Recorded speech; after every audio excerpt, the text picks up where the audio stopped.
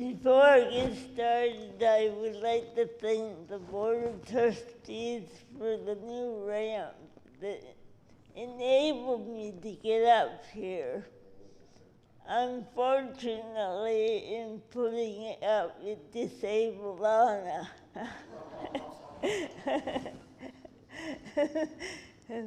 So be it. A few months ago, I was asked to join a new committee headed up by Anna. The committee is called Access to All, or A2A.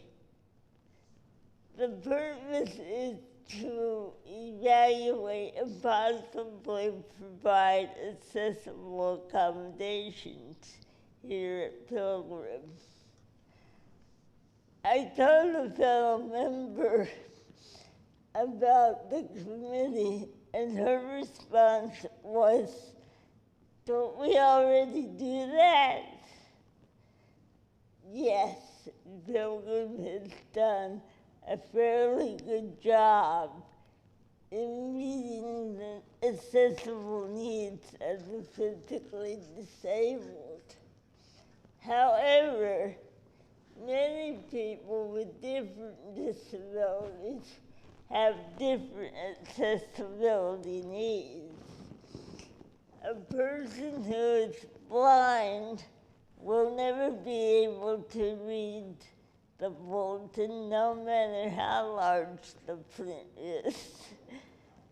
A person who is deaf will never hear the sermon, no matter how loud the amplifiers are. These are examples of possible accessibility accommodations the A2A can look at and hopefully find a solution, a way of becoming more affirming to people with disabilities. Why is it important to build an inclusive congregation at Pilgrim? Well, let me take you back to a time when the inclusion of people with disabilities just did not exist. I had a mother that was light years ahead of society's attitudes and perspectives about people with disabilities.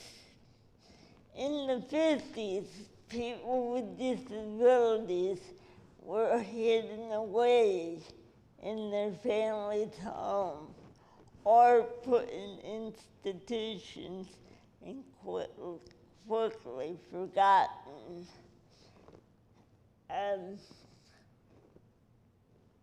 My mom, on the other hand, dragged me everywhere she went. Drugstore, grocery store, department store, didn't matter. She was there, so was I. In all the places she took me, I never saw another person with a disability.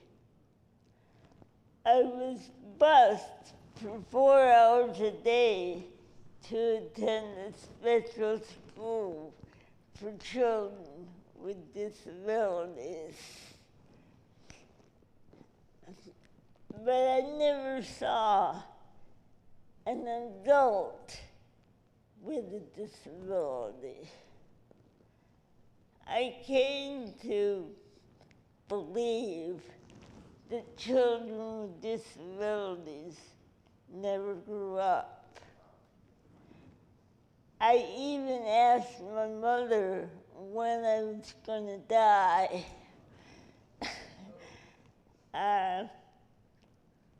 It wasn't until many years later that I truly understood why I never saw an adult with a disability. There were no collapsible wheelchairs and walkers, no motorized wheelchairs or scooters,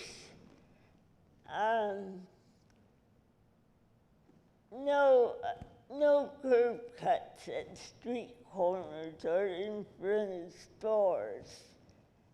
There were no public buses or private cars with automatic lifts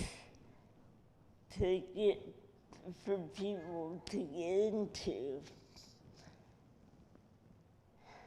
And there was no wheelchair accessible restroom.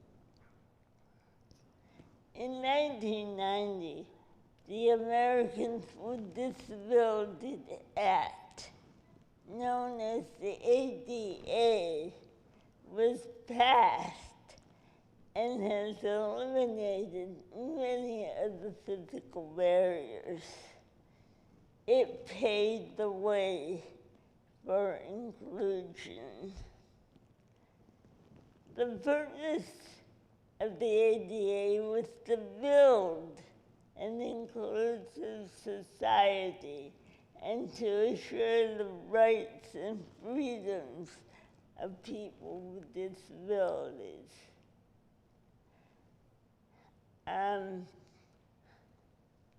By providing accessibility in 4 main areas: employment, transportation, communication, and public accommodation.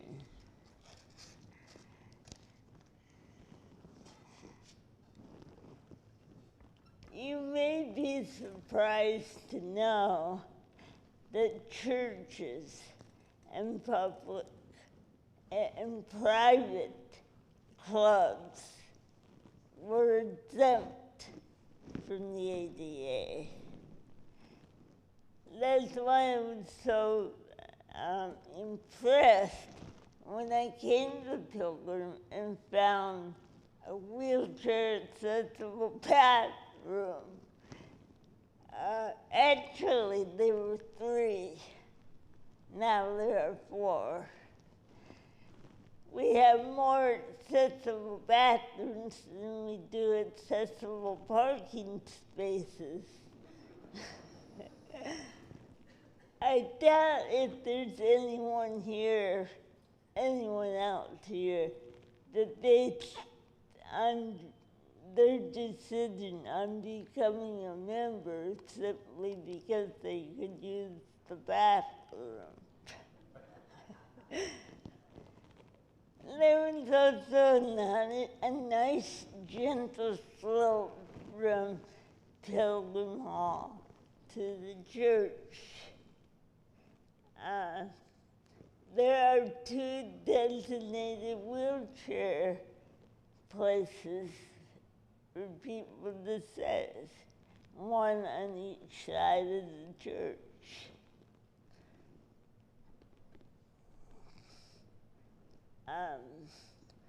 Up front is a designated pew for people who are sensitive to fragrances. However, I'm not sure how accommodating that is, since we have all these flowers up front.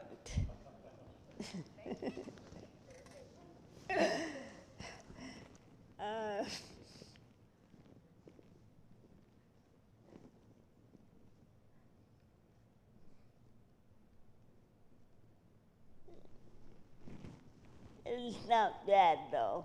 I give Pilgrim a B+ for public accommodations. Have you ever walked into a room or attended an event and you suddenly realize you were the one who was different. I'd like you to imagine yourself as Mr. or Mrs. White America, walking into an unfamiliar church, only to find that the majority of the congregation is African American. Oh, similar to Madison's first visit to Pilgrim, only in reverse.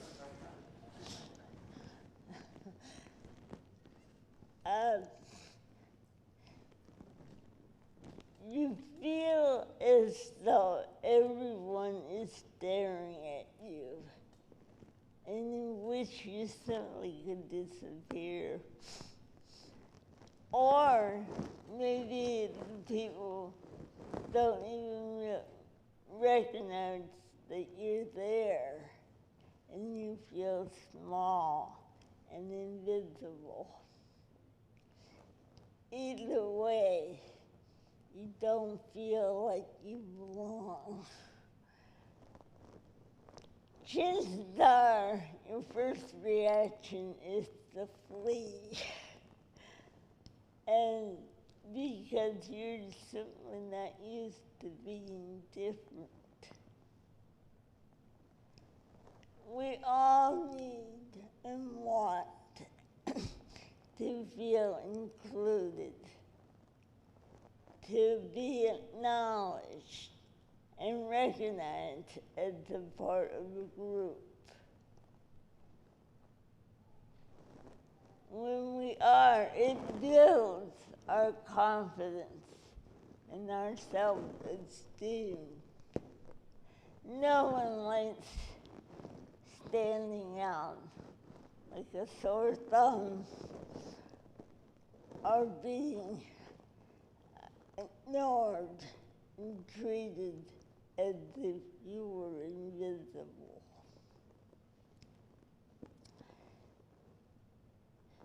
Yet, this is a common scenario for people with disabilities.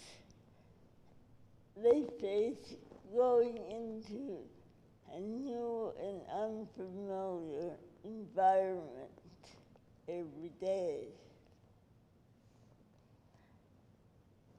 Though physical barriers can prevent access to a person with a disability, attitudes and perspectives remain the biggest barriers of all. Unfortunately, changing attitudes and perspectives can't be done by writing a law. It takes time, education, and interacting experiences with people with disability in order to change attitudes and perspectives.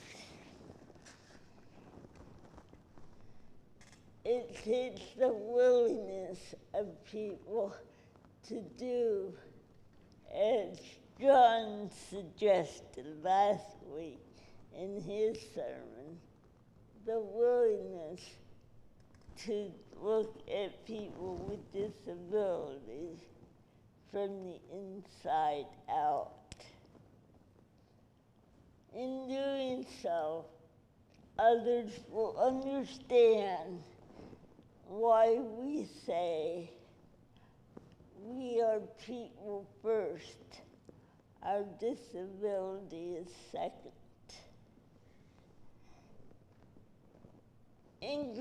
Inclusion is not a word you'll readily find in the Bible. However, Jesus was a rather inclusive guy. people he spoke to, cared for, had a meal with, were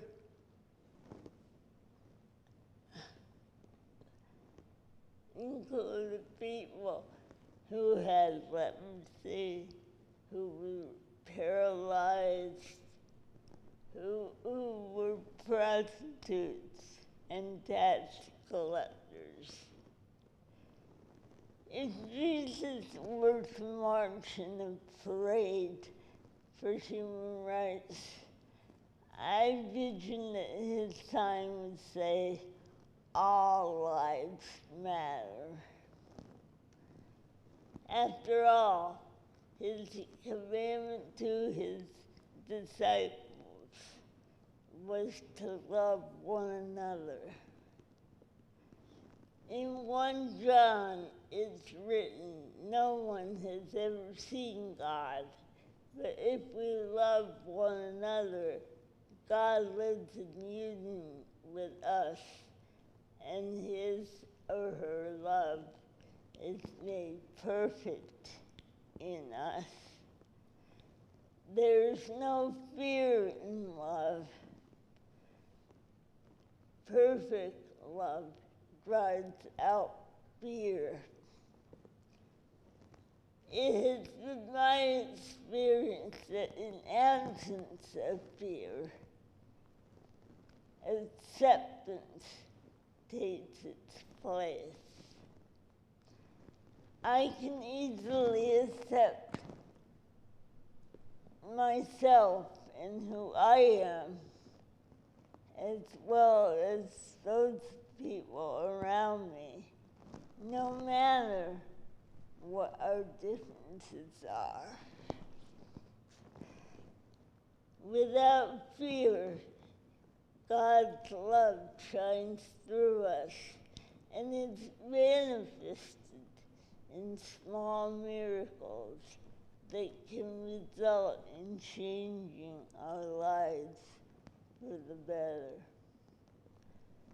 That is what the creators, implementers, and believers of the ADA did for people with disabilities.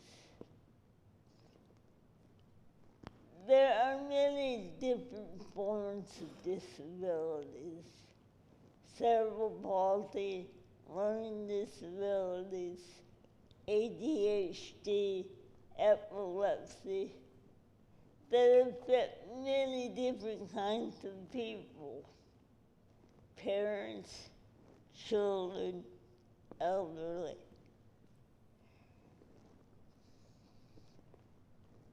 Is Pilgrim able to provide child care to children with special needs? Will a Sunday school teacher know how to include a student with ADHD in the learning experience? Can members with disabilities participate in Pilgrim's activities? As a member of A2A, we may be called to teach others to learn.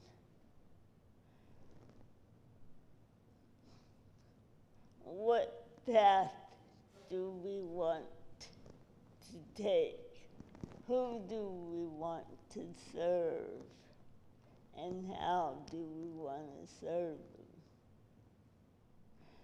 Please come to the forum after service today and join us on the Accessibility Road of brainstorming and how to open the Pilgrim doors just a little bit wider and become more welcoming to the disabled community. Thank you.